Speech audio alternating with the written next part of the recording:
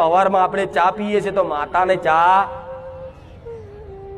બપોરે આપણે ખાઈએ છીએ તો માતાને આપણે ભોણું, ખાલી આમ જ કરવાનું છે એ નહીં કોર્યા કે હાથો હાથ કબડાવવાના, ખાલી આમ જ કરવાનું છે.